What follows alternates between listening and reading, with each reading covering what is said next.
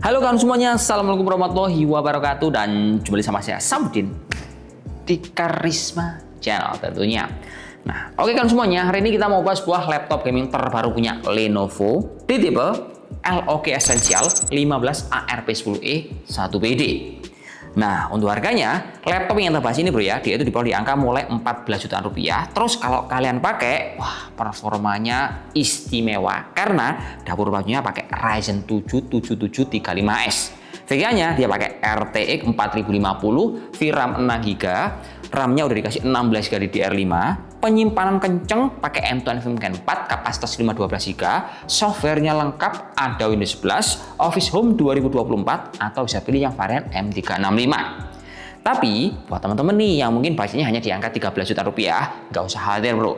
Karena varian esensial yang pakai prosesor AMD ini bro, dia juga punya varian pakai RTX 3050. Jadi harganya itu lebih murah 1 juta lebih dikit dan performanya dia nggak jauh berbeda. Semisal kebutuhan kalian untuk dipakai di berbagai kebutuhan desain, kemudian kuliah hingga bekerja. Tapi kalau kalian tolak ukurnya untuk kebutuhan bermain game, bedanya cukup signifikan bro. Sebab pas kita tes untuk di beberapa kebutuhan gaming AAA, perbedaan antara RTX 3050 dan 4050 di seri esensial ini perbandingannya itu di angka 30-40%. Contohnya untuk game seperti kayak Blanket Wukong, kita pakai settingan high 1080p di DLSS on, bedanya itu antara FPS-nya di angka 45 versus 149.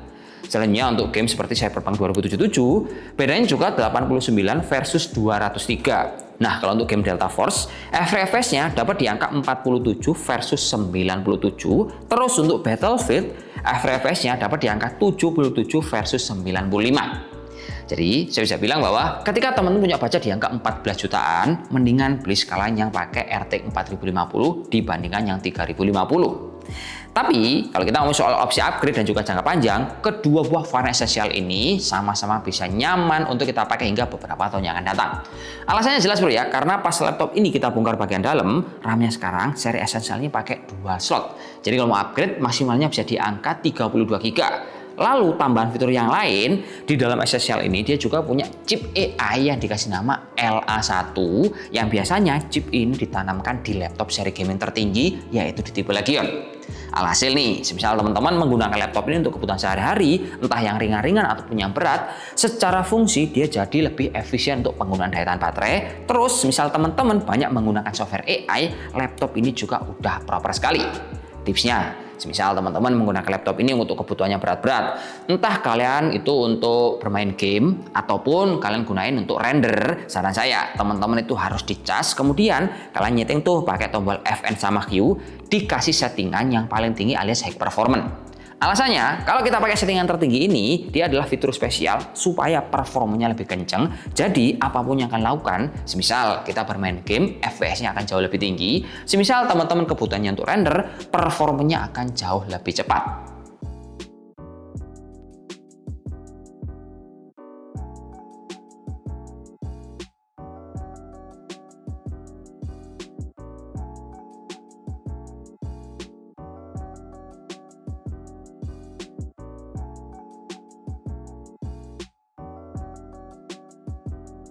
Lanjut ke bagian desain. Nah, laptop ini kalau kita lihat sekilas bro ya, tampilannya memang masih mirip sama seri sebelumnya. Tidak ada perubahan, tapi terlihat cakep, simple, tidak terlalu kelihatan aksen gamingnya. Full body material dia berbahan dari plastik ABS. Total bobotnya di angka 1,8 kg, ketebalannya di angka 22,9 mm. Lalu laptop ini menggunakan ukuran layar 15,6 inch. Nah, panelnya laptop ini dia pakai panel IPS, resolusi Full HD, refresh di angka 144 Hz, dan untuk akurasinya cocok banget untuk kebutuhan software desain kalian karena dia pakai 100% sRGB. Lanjut untuk kameranya, menurut saya dia termasuk bening sekali. Meskipun resolusinya standar di angka 720p, tapi juga punya kelebihan, punya privacy shutter fisik yang terletak di bagian atas. Geser ke bagian keyboard, pas dipakai buat ngetik ini cukup nyaman, enak buat input data, bermain game, hingga teman-teman untuk mengakomodasi kebutuhan yang lain. Fitur utama keyboard ini dia punya bracket warna putih, tombol power terpisah. Touchpad-nya ukurannya nggak terlalu gede, sedang-sedang saja. Posisinya terletak, dia agak miring ke kiri, disesuaikan sama layout keyboard. Lalu untuk colokan output-nya, laptop ini juga termasuk lengkap, terbagi di sisi kanan maupun kiri. Berikutnya, konektivitas laptop ini dia itu termasuk varian baru karena pakai Wi-Fi 6, Bluetooth 5.2, sama sistem coolingnya dia pakai single fan, single exhaust, single high pipe dengan suhu permukaan di angka 52 derajat Celcius. Nah, suhu ini bro ya, kalau kita pakai dia termasuk nyaman, tidak terlalu overheating. Kemudian baterai laptop ini juga termasuk awet karena pas kita pakai tanpa dicas sama sekali, ini laptop mampu bertahan di angka 3-4 jam. Dengan dukungan baterai bawaannya di angka 57,5 Wh. Terus enaknya untuk chargernya ini juga kecil bro ya. Colokannya kotak seperti ini 3 pin dan dayanya di angka 135 watt. Terakhir nih, pas teman-teman beli seri esensial, nanti teman-teman akan dapat tas backpack sama laptop ini juga punya garansi selama 2 tahun plus ADP.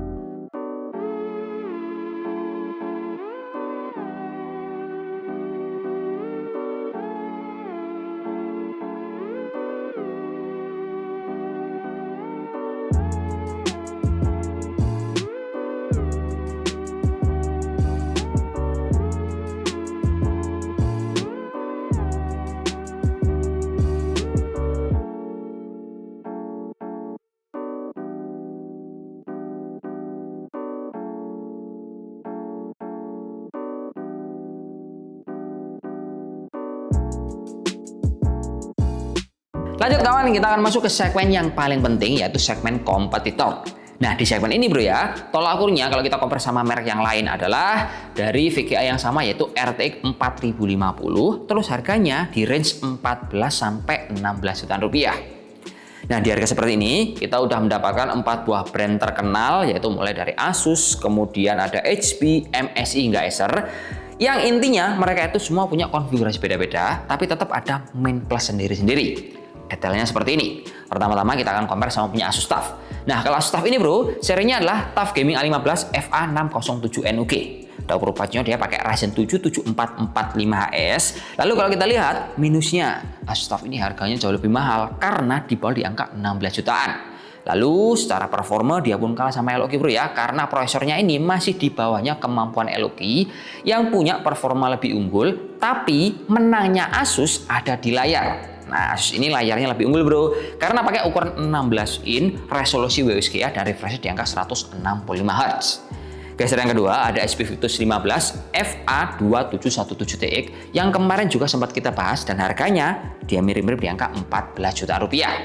Tapi kalau kita lihat dari berbagai sudut pandang bro ya, sebenarnya si Victus ini dia itu kalah dari berbagai sisi. Entah itu dari layarnya karena dia belum 100% sRGB, kemudian performa prosesornya karena pakai Intel i5 Gen 13, dan secara harga ini juga masih lebih unggul punyanya si LOG.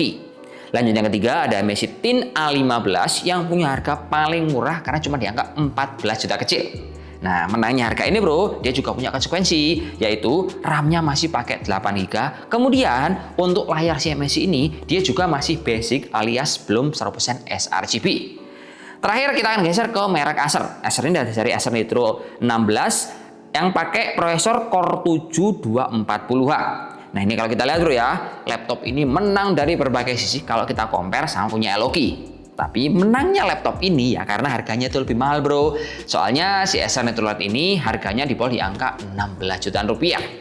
Jadi intinya kalau kalian mempunyai budget di angka 14 jutaan, pilih LOG ini adalah pilihan yang paling relevan. Semisal teman-teman memang cari laptop yang tampilannya kalem, performanya tetap ngebut, terus bisa diajak kerja rodi. Tapi misal teman-teman butuhnya itu laptop yang tampilannya itu gahar seperti kayak gamenya kerasa sekali, ya pakai ini mungkin skip aja. Mending pilih yang seri LOG standar atau bisa geser ke beberapa varian yang udah kita bahas barusan. Ya itu aja bro ya, saya dulu. Wassalamualaikum warahmatullahi wabarakatuh dan salam jos. Semoga bermanfaat kawan, oke?